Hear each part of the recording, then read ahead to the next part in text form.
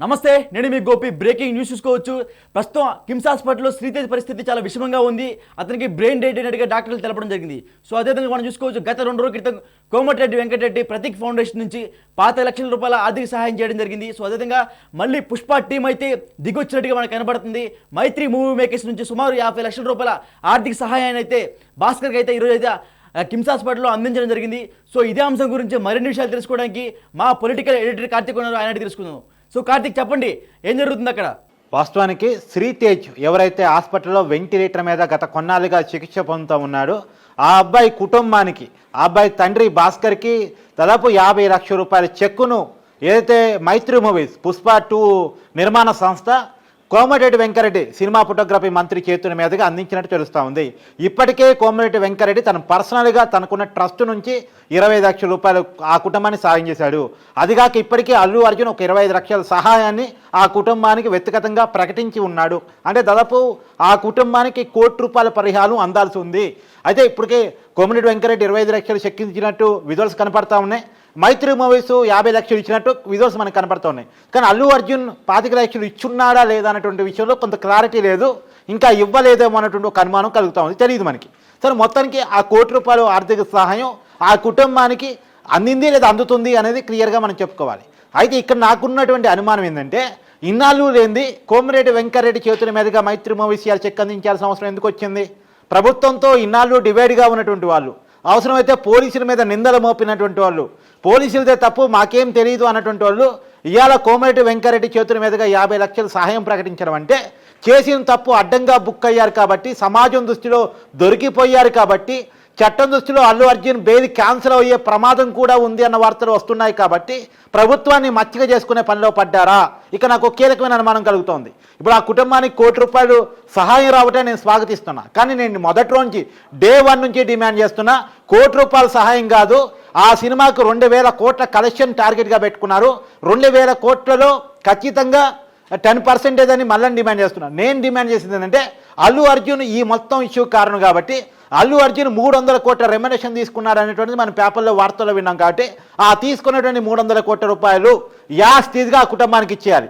దీని ద్వారా జరిగేటువంటి ఏంటంటే, చాలామంది అనొచ్చు, భయ్యా 300 కోట్లు ఏంది, మరి అతిశయోక్తి కదా, అంత పెద్ద అమౌంట్ ఎందుకు ఇస్తారు, ఎవరిస్తారు అనేది అడగొచ్చు. కానీ దీనివల్ల జరిగేది ఏంటంటే, ఒక సెలబ్రిటీ ఏదైనా తప్పుకు పాల్పడితే సమాజం ఇంత పెద్ద ఎత్తున పనిష్ చేస్తుంది అనేది అర్థమైతే రేపొద్దున ఇంకే సెలబ్రిటీ కూడా నేను దైవాన్ని సంబూతుని, నేను ఆకాశం నుంచి ఊడొచ్చిన వాడిని, నేను ఈ సమాజంతో సంబంధం లేని వాడిని అనేది ఫీల్ అనుకుంటాడు. కాబట్టి వాళ్ళ అహంభావం తగ్గాలంటే, వాళ్ళ అహంకారం తగ్గాలంటే, సమాజం మీద చూపు ఉండాలంటే, సమాజం మీద ప్రేమ ఉండాలి, చట్టం అంటే గౌరవం ఉండాలి, పోలీసులు అంటే భయం ఉండాలి అంటే ఖచ్చితంగా పనిష్మెంట్ అనేది చాలా బిగ్గుగా ఉండాలి. ఇప్పుడు 300 కోట్లతో ఆ కుటుంబం బాగుపడితే మంచిదే కదా. ఒక 300 కోట్లు అల్లు అర్జున్ మాత్రమే ఎందుకు అనుభవించాలి? ఆ కుటుంబం దగ్గర 300 కోట్లు ఎందుకు ఉండకూడదు? 300 కోట్లు అల్లు అర్జున్ దగ్గరే ఉండాలని రూల్ ఏంటి? ఇప్పుడు అల్లు అర్జున్ ఆ కుటుంబంలో ప్రమాదానికి కాలాడు, ఆ కుటుంబంలో ఒక మహిళ చనిపోయింది, ఒక బాబు హాస్పిటల్ పాలై ఉన్నాడు, వెంటిలేటర్ మీద రోజు రోజుకి వైద్య అంటే ఒక రోజు మంచిగానే ఉందంటున్నారు, ఇంకో రోజు క్రిటికల్గా ఉందంటున్నారు, క్లారిటీ లేదు. ఏది ఏమైనా సరే ఆ కుటుంబానికి 300 కోట్లు ఇవ్వడం ద్వారా రేపొద్దున ఇంకొక సెలబ్రిటీ తప్పు చేయకుండా ఉంటాడు.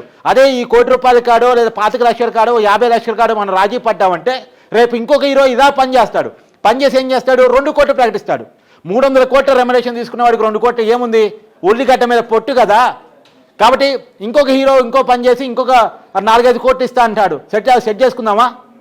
కాబట్టి ఈ పరిస్థితి రాకుండా ఉండాలి అంటే సెలబ్రిటీలకు భయం జరగాలి. భయం జరగాలంటే అల్లు అర్జున్ని ముక్కు పిండి ఆ 300 కోట్లు వసూలు చేసి ఆ కుటుంబానికి ఇస్తే ఇంకొక సెలబ్రిటీ భయంతో బతుకుతాడు, తప్పు చేయకుండా బతుకుతాడు, సమాజం అంటే గౌరవంతో బతుకుతాడు, పోలీస్ అంటే చట్టం అంటే భయంతో బతుకుతాడు.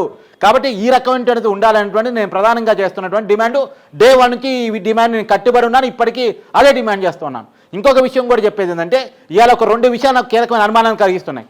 ఒకటి, మైత్రి మూవీస్ వాళ్ళు ఎప్పుడు లేని విధంగా ఇవాళ కోమటిరెడ్డి వెంకరెడ్డిని పిలిచి చెక్కి అందించడం కానీ, రెండోది కంచెల్ల చంద్రశేఖర్ రెడ్డి ఎవరైతే అల్లు అర్జున్ మా ఉన్నారో ఆయన ఇలా తెలంగాణ కాంగ్రెస్ ఇన్ఛార్జిగా ఉన్నటువంటి దీపాదాస్ మున్సిని కలిశారు, తర్వాత పీసీ అధ్యక్షుడిగా ఉన్నటువంటి మహేష్ కుమార్ గౌడ్ని కలిశాడు. అంటే కేసు నీరు గార్చుకునే ప్రయాణం చేస్తున్నారా? పోలీస్ ఇన్వెస్టిగేషన్ ప్రభావితం చేసే పని చేస్తున్నారా? అంటే ఈ గొడవ మొత్తం సద్దుమణగాలని ఈరోజు అయితే గాంధీ భవన్కి ఆయన వెళ్ళడం జరిగిందంటారా? ఇక్కడ కీలకమైన అనుమానం ఏంటంటే, ఇవాళ పోలీసులు అల్లు అర్జున్ కొన్న బెయిల్ క్యాన్సిల్ చేయాలని కోర్టుకు వెళ్తారని అందరూ అనుకున్నారు. హైకోర్టు డివిజన్ బెంచ్కి కానీ లేదా సుప్రీంకోర్టుకు కానీ వెళ్తారని అనుకున్నారు.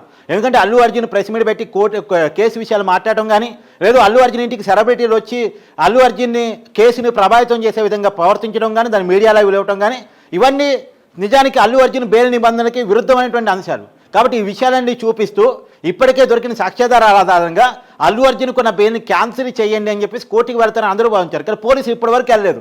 వెళ్ళకపోవడానికి ఏమన్నా లాబింగ్ అల్లు అర్జున్ చేసుకుంటున్నాడా, పోలీసులు బెయిల్ క్యాన్సిల్ చేయాలని కోర్టుకు వెళ్లకుండా లాబింగ్ చేసుకునే పని ఏమన్నా చేస్తున్నాడా? ఇప్పటికేందంటే ఇప్పటికొక అనుమానం, అల్లు అర్జున్ బెయిల్ ఇచ్చే రోజు పోలీసుల తరఫున రాయరు కొద్ది గట్టిగా వాదించలేదు, ఈ సాక్ష్యాధారాలన్నీ కోర్టు ముందు ప్రొడ్యూస్ చేయలేదు అనేది చాలా అనుమానం. సరే ఇప్పుడు ఏమనుకుంటున్నామంటే ఆ రోజుకి ఆధారాలు సమకూరు ఉండకపోవచ్చు, ఇప్పటికి ఆధారాలు సమకూరు ఉండొచ్చు అనేది మనం ఇప్పుడు అనుకుంటున్నాం. సరే ఇప్పటికైనా పోలీసులు ఖచ్చితంగా అల్లు అర్జున్ బెయిల్ నిబంధనలు ఉల్లంఘిస్తున్నారు కాబట్టి, మధ్యంతర బెయిల్ మీద ఉన్న వ్యక్తి ప్రెస్ మీట్లో పెడుతున్నాడు కాబట్టి, మధ్యంతర బెయిల్ మీద ఉన్న వ్యక్తి పోలీసుల మీద తప్పు మోపే ప్రయత్నం చేస్తున్నాడు కాబట్టి, మధ్యంతర బెయిల్ మీద ఉన్న వ్యక్తి కేసును ప్రభావితం చేసే విధంగా తన శక్తిని చూపించుకునే ప్రయత్నం, బలాన్ని చూపించుకునే ప్రయత్నం చేస్తున్నాడు కాబట్టి ఖచ్చితంగా అల్లు అర్జున్ని బెయిల్ క్యాన్సిల్ చేయాలని చెప్పేసి పోలీసులు వెళ్తారు అని చెప్పేసి పొద్దున్నుంచి శాటిలైట్ మీడియా నుంచి మన వరకు అందరం దాన్ని ప్రచారం చేస్తూనే ఉన్నాం. కానీ స్టిల్ పోలీసులు దానికి వెళ్ళినట్టు ఇప్పటికైతే కనపట్టలేదు. కాబట్టి పోలీసులు వెళ్లకుండా లాబింగ్ చేసుకునే పనిలో తప్పు జరిగింది, మమ్మల్ని వదిలేయండి, తప్పు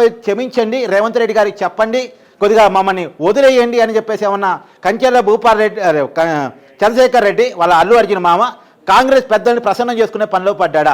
ఈడేంటంటే అల్లు అర్జున్ సమాజం దృష్టిలో విలన్గా మారాడు, టాలీవుడ్ పెద్దల దృష్టిలో కూడా విలన్గా మారాడు. ఎందుకు టాలీవుడ్ పెద్దలు Allu Arjun effect cinema industry మొత్తం మీద పడింది. రాబోయే కాలంలో ఎలాంటి బెనిఫిట్ షోలు లేవని చెప్పేసి తెలంగాణ ముఖ్యమంత్రిగా రేవంత్ రెడ్డి అసెంబ్లీ సాక్షిగా ప్రకటించారు. రాబోయే కాలంలో టికెట్ రేట్లు కూడా విపరీతంగా పెంచుకునే అవకాశం లేదని ప్రకటించాడు. రాబోయే సంక్రాంతికి రామ్ చరణ్కి సంబంధించిన సినిమా రాబోతోంది, 400 కోట్ల బడ్జెట్తో సినిమా రాబోతోంది. బాలకృష్ణకి సంబంధించిన సినిమా రాబోతోంది, త్వరలో విశ్వంబర చిరంజీవికి సంబంధించిన సినిమా రాబోతోంది.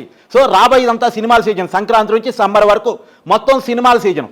ఈ సినిమాల సీజన్లో గనక ఈ రకమైన ప్రభావం మొత్తం ఇండస్ట్రీ మీద పడితే అది దానికి కారణం అల్లు అర్జున్ అవుతాడు. కాబట్టి అందరూ అల్లు అర్జున్ విలన్గా చూసే అవకాశం ఉంది. కాబట్టి సో ఈ పరిస్థితులు లేకుండా చూడాలంటే, ఇండస్ట్రీ మొత్తం అల్లు అర్జున్ విలన్గా చూడకుండా ఉండాలంటే, సమాజం దృష్టిలో అల్లు అర్జున్ని విలన్గా చూడకుండా ఉండాలంటే ఖచ్చితంగా ప్రభుత్వంతో మచ్చిక చేసుకోవాలి అనేటువంటి ఒక దానికి వాళ్ళు వచ్చినట్టు కనపడుతుందా వాతావరణం అనేది నాకు కనబడుతున్న అనుమానం గోపి. అంటే ఈ ఘటన కేవలం సినిమా ఇండస్ట్రీకే కాకుండా అదేవిధంగా రేవతి కుటుంబానికే కాకుండా ఇదంతా ఒక రాజకీయంగా మారిపోయింది. ప్రస్తుతం మనం చూసుకోవచ్చు, అధికార పార్టీ అయినా సరే లేకపోతే అధికారం లేని పార్టీలో ఉన్న ప్రతి ఒక్క నాయకులు కూడా ఈ ఘటనని అలుసుగా తీసుకొని అల్లు అర్జున్ పేరైతే నాశనం చేస్తున్నట్టుగా అయితే మనకు కనబడుతుంది. సో ఈ విషయమే మీరేం మాట్లాడతారు? ఖచ్చితంగా అల్లు అర్జున్ అనే వ్యక్తి అడ్డంగా నిన్న పోలీసులు చూపించిన సాక్ష్యాధారాల మేరకు బుక్ అయిపోయాడు. ఈ సమాజం అంతా అల్లు అర్జున్ అభిమానులు కూడా, నువ్వు నిన్న అల్లు అర్జున్ ఇంటికి కూడా వెళ్ళి అక్కడ అభిమానులతో మాట్లాడే ప్రయత్నం చేసినటువంటి విజువల్స్లో కూడా చూశాను, వాళ్ళు మాట్లాడే విధానం కూడా చూశాను. వాళ్ళంతా అల్లు అర్జున్ ఇంటి దగ్గరికి వచ్చారంటే అల్లు అర్జున్ అభిమానులు అయి ఉంటారు. కానీ వాళ్ళు కూడా అల్లు అర్జున్ ప్రవర్తనని, అతని తీరుని వ్యతిరేకిస్తూ ఉన్నారు. ఈ టైంలో అల్లు అర్జున్ తల మళ్ళా అభిమానాన్ని చూరగొనాలంటే, ఎందుకంటే ఎంత ప్యాన్ ఇండియా స్టార్ అయినా అతని బేస్ తెలుగు హీరోనే, ఇక్కడ పుట్టిన వ్యక్తి, ఇక్కడ సినిమాలు చేసుకున్న వ్యక్తి, ఇక్కడ హీరోగా మొదలై తర్వాత ప్యాన్ ఇండియా స్టార్గా, వరల్డ్ వైడ్ స్టార్గా, వైల్డ్ స్టార్గా మారిపోయినటువంటి వ్యక్తి. దాన్ని ఇక్కడ పునాది ఉంది. ఈ పునాది భద్రైతే మిగతాదంతా కెరీర్ అంతా పోయే అవకాశం ఉంటుంది. రెండోది, రేపు అల్లు అర్జున్ మీద ఉన్న కేసులకి నిరూపణ అయితే అతని చట్టరీత్య ఎక్కువ కాలం జైలు శిక్ష పడే అవకాశం ఉంది. అతని మీద ఇప్పటికే BNS 105, BNS 118 క్లాస్ 1 సెక్షన్స్ పెట్టి ఉన్నాయి. BNS 105 అనేటువంటిది ఖచ్చితంగా చట్టరీత్య నాన్ బెయిలబుల్ సెక్షను, ఎక్కువ కాలం జైలు జీవితం గడపడానికి ఉన్నటువంటి సెక్షను. ఒక రకంగా చెప్పాలంటే 7 సంవత్సరాలు పైగా జైలు శిక్ష పడే అవకాశం ఉన్న సెక్షను. కాబట్టి 7 సంవత్సరాలకు పైగా అల్లు అర్జున్ జైలు జీవితాన్ని గడపాల్సి వచ్చే పరిస్థితులు కళ్ళ ముందు కనపడుతున్నాయి. కాబట్టి తప్పించుకోవడానికి ప్రయత్నాలు జరుగుతున్నాయి అనేటువంటిది నాకు అనిపిస్తున్నటువంటి ఒక అనుమానం Gopi. Okay, thank you Karthik. Thank you.